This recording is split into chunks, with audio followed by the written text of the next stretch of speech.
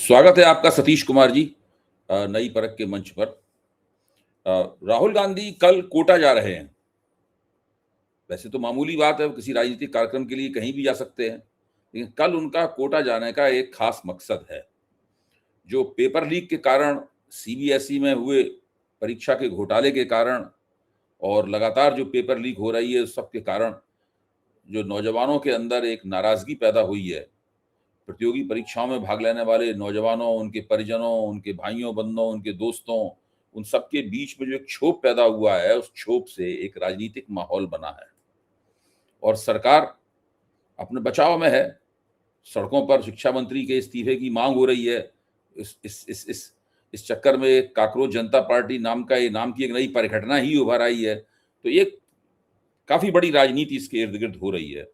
तो राहुल गांधी वहां पर कोटा जा रहे हैं, वहां पर एक महारैली करेंगे, छात्रों से मिलेंगे और उन तक अपनी बात पहुंचाएंगे, उनकी बात जानने की कोशिश करेंगे। उन्होंने पहले से ही एनएसयूआई इस सवाल के ऊपर, जो कांग्रेस का छात्र संगठन है, सारे देश में हर मुख्यालय पे आंदोलन कर रही है और उस आंदोलन को सरकार रोकथाम भी कर रही है। सरकार ने उसके साथ, पुलिस ने सख्ती भी बरती है उसके साथ में। तो कांग्रेस अकेली पार्टी है जो इस प्रश्न को आंदोलन का विषय बना रही है। बाकी पार्टियां बयान दे रही हैं, आलोचना कर रही हैं, सरकार की खिंचाई कर रही हैं, लेकिन कांग्रेस ने इसको बाकायदा सड़क पर उतरकर आंदोलन का विषय बनाया है और वो लोग लगातार जूझ रहे हैं। स्पष्ट नहीं है उनके राजनीतिक फल उनको क्या प्राप्त होंगे, लेकिन इसके बावजूद वो उसके ऊपर संघर्ष कर रहे हैं।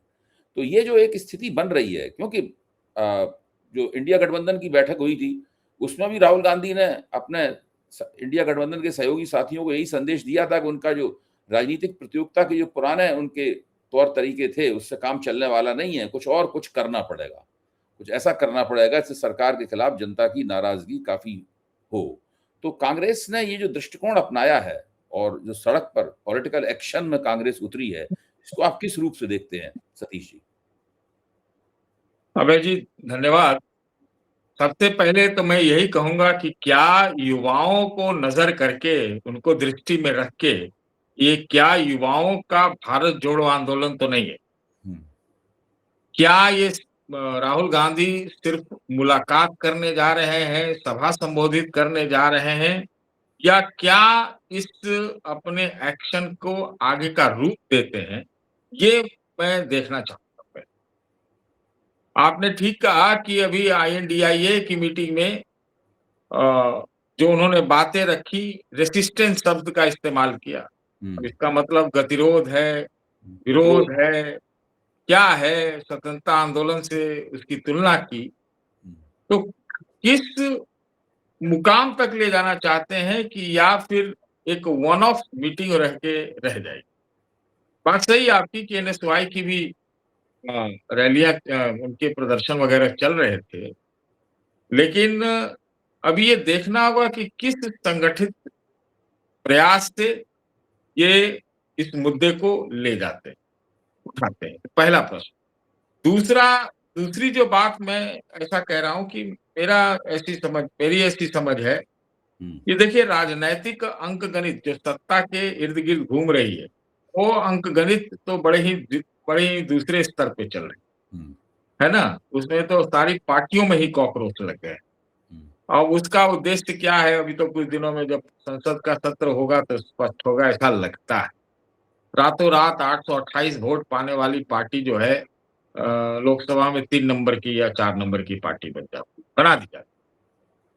और राहुल गांधी ने जब रेसिस्टेंस शब्द का इस्तेमाल किया है, तो रेसिस्टेंस तो स्वतंत्रता आंदोलन में हुआ था। गांधी जी का नाम लेके उन्होंने कहा कि भाई, जब तक हम परंपरागत निवेदन और पिटीशन की राजनीति कर रहे थे, तो उस समय तो कोई काम नहीं बन रहा था।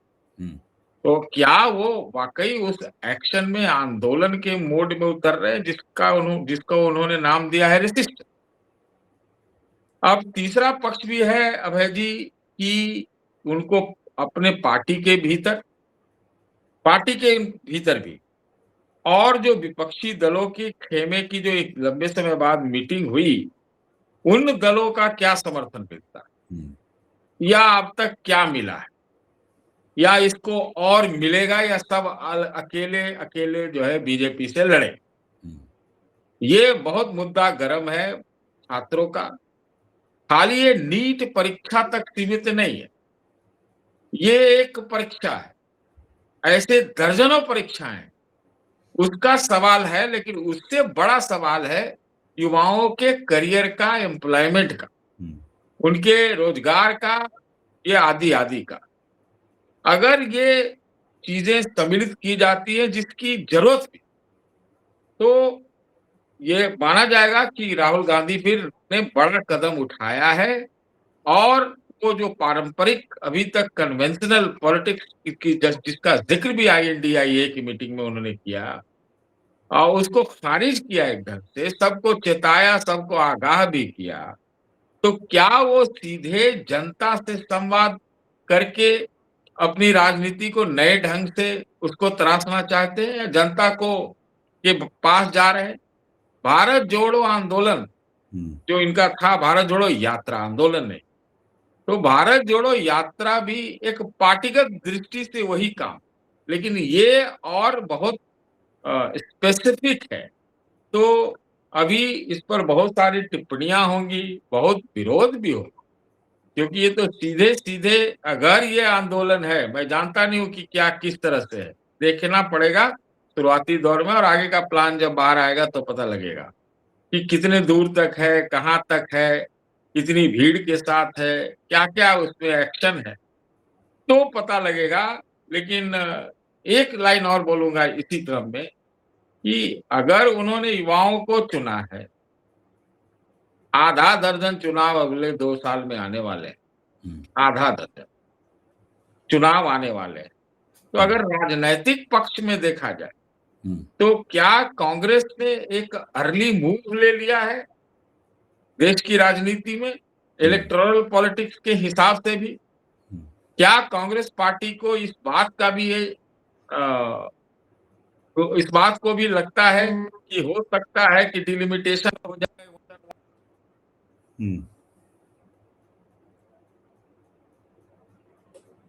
आपकी आवाज गायब हो गई। क्या? आपकी आवाज नहीं आ रही सतीश जी। सतीश जी, आपकी आवाज नहीं आ रही। अच्छा, मैं कह रहा हूँ कि हाँ, हाँ जी, मैं पीछे वो के एक वाक्य फ़ोन फिर से आया। बोल दीजिए। जी। हाँ।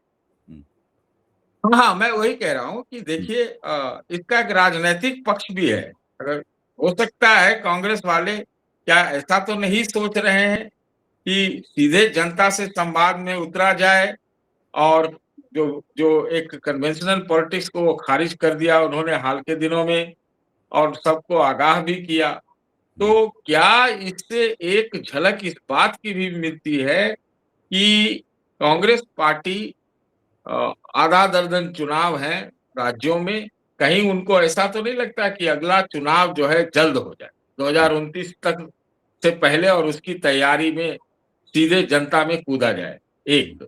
दूसरा ये कि जो डिलिमिटेशन है, चाहे वन नेशन वन इलेक्शन है, अंकगणित के बिसात पर तो कांग्रेस पार्टी अब और हालात बदल गए हैं, लोकसभा, राज्यसभा में कुछ कर नहीं पाई।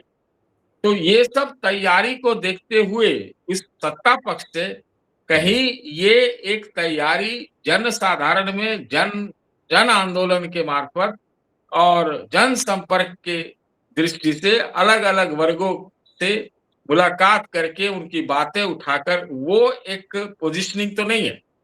जी। देखिए, आप जो बात कह रहे हैं, आप आप कह रहे हैं कि अभी ये परिस्थिति अभी और खुलेगी और पता चलेगा कि दरअसल राहुल गांधी का इरादा क्या है। क्या ये केवल एक कार्यक्रम है या दरअसल ये कार्यक्रमों का एक सिलसिला होगा? क्योंकि जो प्रतियोगी परीक्षाओं के लिए तैयारी कराने वाले बाज़ार हैं, उसमें कोटा सबसे ज़्यादा मशहूर है। उसके ऊपर ओटीटी प्लेटफ़ॉर्म के ऊपर कोटा फैक्ट्री नामक एक सीरियल भी बन चुका है। इसके अलावा भी एक सीरियल बन चुका है, जिसमें अनु कपूर मुख्य भूमिका में थे और बड़ा दिलचस्प सीरियल था और उसकी पूरी जो परीक्षार्थियों की जो वेदना होती है, दिक्कतें होती हैं, वो भी उसमें निकल कर आ रही थी। लेकिन वो कोटा एक केवल एक बाज़ार है। इस देश में इस तरह के अनगिनत बाज़ार हैं। दिल्ली में इस तरह के कई बाज़ार हैं, जहाँ पर हज़ारों छात्र जो हैं, वो अपने भविष्य को लेके जूझ रहे हैं। अ, तो ऐसा पूरा पूरा भारत इसमें भरा हुआ है और ये तो रही बड़ी परीक्षाएँ नीट की, इंजीनियरिंग की, डॉक्टरी की, सीबीएसई की। लेकिन हालत ये है कि कांस्टेबल की जो आवश्यकता निकलती है, नौकरी निकलती है, उसमें लाखों लोग जब आवेदन करते हैं तो वो भी किसी न किसी तैयारी के दौर से गुजरते हैं। उनके लिए भी कोचिंग होती है। पुलिस में सिपाही आप बनना चाहते हैं, उसके लिए भी कोचिंग होती है। फौज में भर्ती होना चाहते हैं, उसके लिए भी कोचिंग होती है। छोटी छोटी नौकरियों के लिए कोचिंग होती है। तो ये नौकरी की तैयारी कराने वाला शिक्षा का बाजार बहुत बड़ा है। इसके बाद में साधारण शिक्षा जो है, सीबीएसई, ये सब बातें कोई ऐसी नहीं है जो आप नहीं जानते, आप सब बातें जानते ही हैं। मैं तो केवल उनको रेखांकित करके दर्शकों के हिसाब से सामने रख रहा हूं ताकि उसके ऊपर चर्चा हो सके। तो ये एक बहुत बड़ा मसला है। और भारत की जो आबादी मूलक संरचना है, उसमें 30 साल 35 साल तक के लोग जो हैं, भारत की कुल आबादी के करीबन 50% के आसपास हैं। मतलब ये स्थिति है। तो बहुत बड़ा मतदाता मंडल भी है। आज मैं अपने ही चैनल नई परख में ये देख रहा था, यूट्यूब का विश्लेषण, कि कौन से लोग जो हैं हम लोगों की राजनीतिक समीक्षाएं ज्यादा देखते हैं, कौन से लोग कम देखते हैं। तो मुझे देख के ये हैरत हुई कि 30 साल से हमारे दर्शकों की संख्या बढ़ने लगती है, जबकि 30 साल की उम्र से बढ़ने लगती है। और 30 साल की उम्र से बढ़ते हुए 50 साल की उम्र तक के लोग सबसे ज्यादा संख्या में राजनीतिक, हम और आप जो राजनीतिक चर्चा करते हैं वो सबसे ज्यादा संख्या में करते हैं। इसका मतलब यह है कि जो छात्र प्रतियोगी परीक्षाओं में बैठ रहे हैं, उनके जो बड़े भाई हैं, उनके जो पिता हैं या उनके चाचा मामा हैं, उनके जो परिजन हैं, वो भी वो छात्री नहीं, वो भी काफी बहुत गहराई से प्रभावित हैं। और वो इन सब बातों के राजनीतिक प्रभाव और राजनीतिक फलितार्थों के ऊपर गौर कर रहे हैं। मुझे तो लगता है ये है कि राहुल गांधी ने जिस तरीके से कांग्रेस ने इसका प्रचार किया है, इस कोटा की रैली का, मुझे तो लगता है कि इसको वो एक लंबे सिलसिले के तौर पर देख रहे हैं। जैसा कि आपने कहा कि कहीं वो भारत जोड़ो, युवाओं की भारत जोड़ो यात्रा जैसा कोई कार्यक्रम करने के बारे में तो नहीं सोच रहे हैं सतीश जी। अभय जी, आपने इसका लंबा विवरण दिया है, तो मैं भी थोड़ा लंबा ही इसमें बोलना चाहूंगा। जरूर जरूर जरूर जरूर। देखिए, ये भी हम सब जानते हैं और परंपरागत रूप से जब से होश संभाला है तब से देखा है, बड़े हुए तो और ज्यादा देखा है कि भारत में आपको आगे अगर बढ़ना है तो सबसे बड़ा जो हथियार है, जो रास्ता है, वो शिक्षा के जरिए है ना। शिक्षा के जरिए ही है।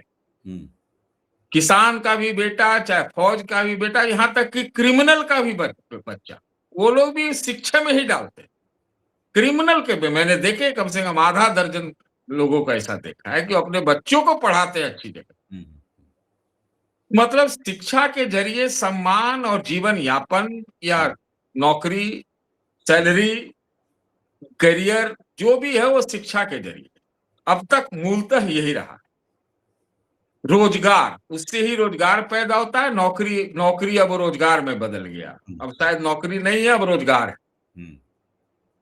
ये कोई शुरू से ये इसकी संख्या बहुत कम रही है। जो लोग अपने लोगों को, जो एक खास वर्ग रहा है पुराना परंपरागत, वही लोग अपने बच्चों को उसके लिए भी शिक्षा दिलवा रहे हैं, बहुत तेजी से ज्यादा दिलवा रहे हैं, जो कि व्यवसाय में लगा। तो शिक्षा अगर सीढ़ी चढ़ने का एकमात्र उपाय है, और शिक्षा युवा ही जो है वो परिपक्व शिक्षा की दृष्टि से वो एक इंटरमीडिएट स्टेज में, फाइनल स्टेज में है, तो युवा में ही तो नौकरी मिलेगी। युवा का शिक्षा तो युवा में ही अधिकतम पूरा होगा। तो अगर उन्होंने इसको हथियार बनाया है और इसको एक यंत्र बनाया है, चाहे राजनीति के लिए बनाया है, चाहे इशू के रूप में, तो ये एक बहुत ही पोटेंट हथियार एक बात। और आपने ठीक कहा कि अगर युवा है तो युवा अपने आप बेचारा पैसा कमा के या संपत्ति में हिस्सेदारी लेके तो पढ़ने नहीं आता है। उसके तो माँ बाप ही पैसा अर्जित करके जहां से भी लाए, लोन लेके लाए, मतलब कर्जा लोन ले, जमीन बेचे, जो करे, चाहे अब नौकरी करते हैं तो उससे पैसा ले, जैसे वही उसको फंड करते हैं युवा। तो शिक्षा भी जो एक पहले जिस तरह का था, और जब से ये कोचिंग का व्यवसाय इतना बढ़ा है जिसकी कल्पना से कल्पना नहीं की जा सकती। ऑनलाइन, ऑफलाइन, फिजिकल, आप उसमें क्या कहते हैं बोर्डिंग वगैरह, वगैरह, वगैरह, तरह-तरह। वो बहुत बड़ा इंडस्ट्री बन चुका है। तो यानी कहने का मतलब कि जो शिक्षा का में जो इस तरह से कैपिटलाइज़ेशन हो गया, मतलब कैपिटलिज़्म घुस गया शिक्षा में, तब तो एक युवा के लिए, एक परिवार के लिए एक तरह से ये इन्वेस्टमेंट है।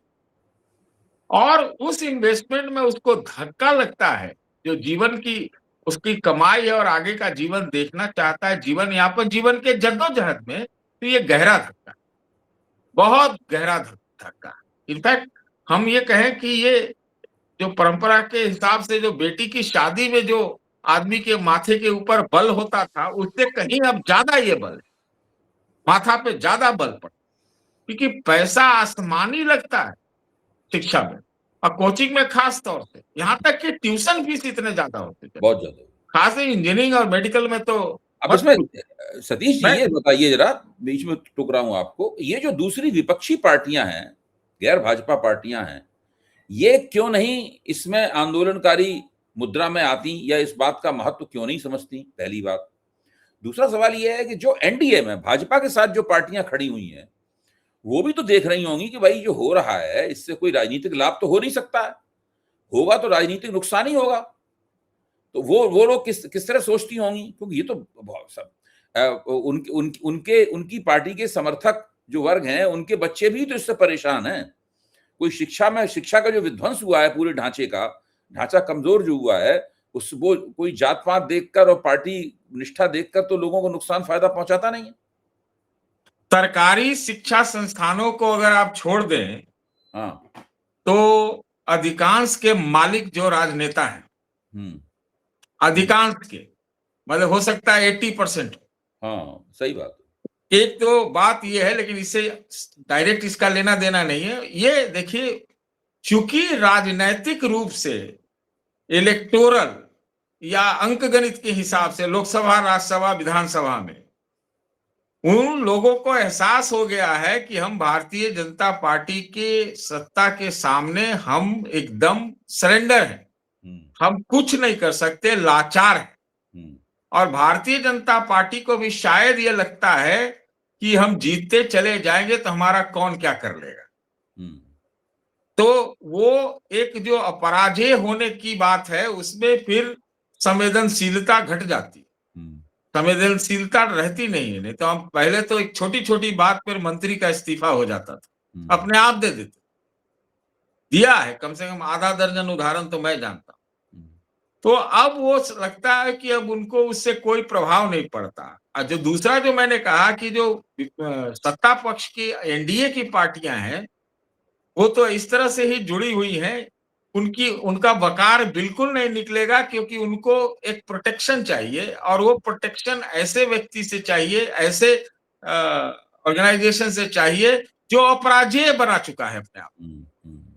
तो ये वजह है। दूसरा, जो विपक्षी पार्टियां हैं, इसका तो उत्तर खुद राहुल गांधी ने अपने भाषण में ही INDIA में दे दिया कि भाई आप सोच रहे आप अकेले लड़ लोगे, आप सोच रहे हो कि आप चुनाव जीत जाओगे, आप सोच रहे हो कि आप में ताकत है, आप कर लोगे, लेकिन ये बात तो आगे बढ़ चुकी है। आप लड़ो या मत लड़ो, मैं लड़ूंगा, यही उनका बोलवाब था।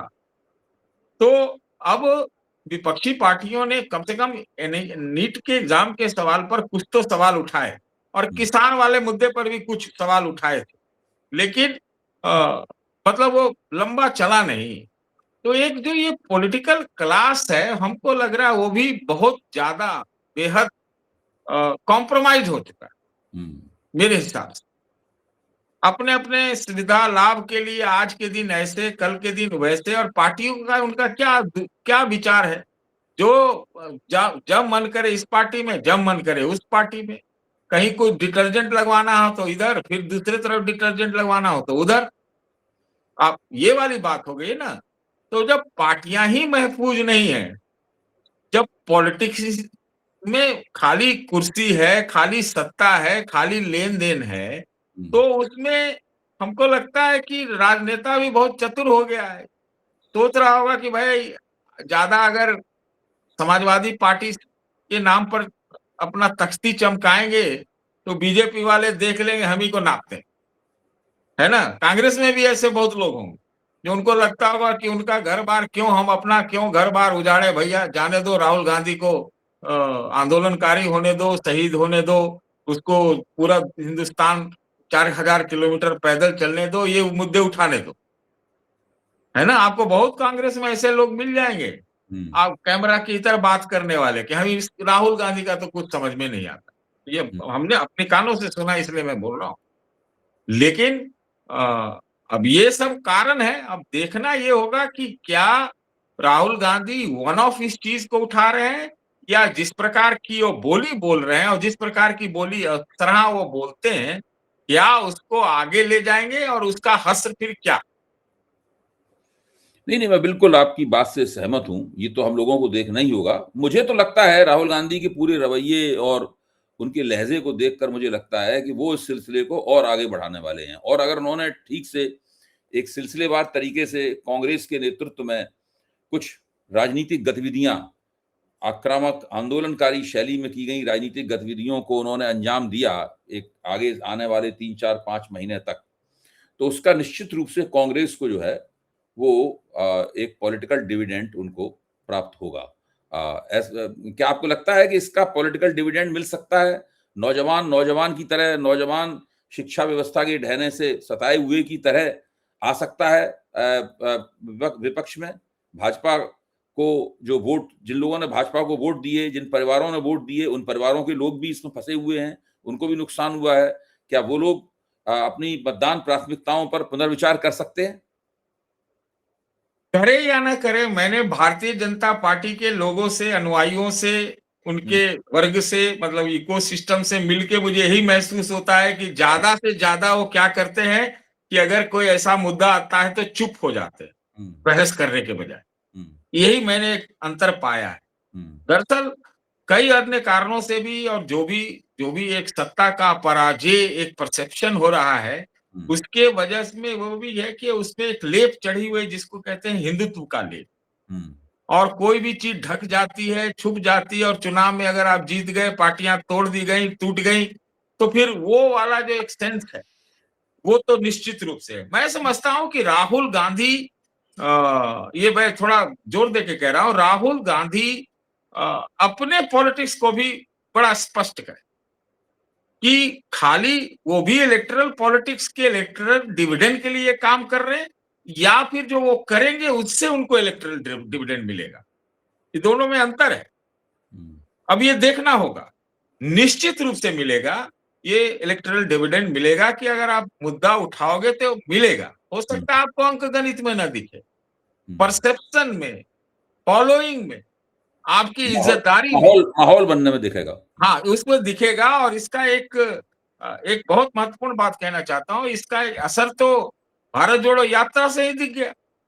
जब उसमें अचानक 40, 42, 45, 50, 52 वाली सीट 100 टच कर गई, तो आखिर अचानक क्या हो गया कि भाई टच करे, मुद्दे उठाए, मुद्दे चाहे संविधान का, आरक्षण का, वगैरह वगैरह का, वो शायद जनता को टच की। और एक चीज और अभय जी, ये बड़ा महत्वपूर्ण है मेरे विचार से, उन्होंने तो ये भी कहा कि 2024 का चुनाव हम जीत चुके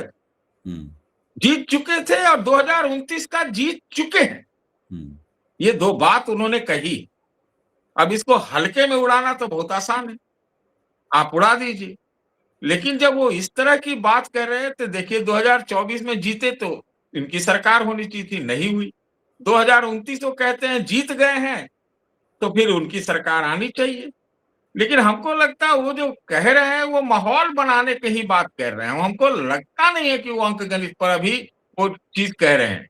अभी अंकगणित का मौका भी नहीं आया है। हाँ, अंकगणित का समय भी नहीं आया है। कर रहे हैं। और ये बात बिल्कुल सही है कि जो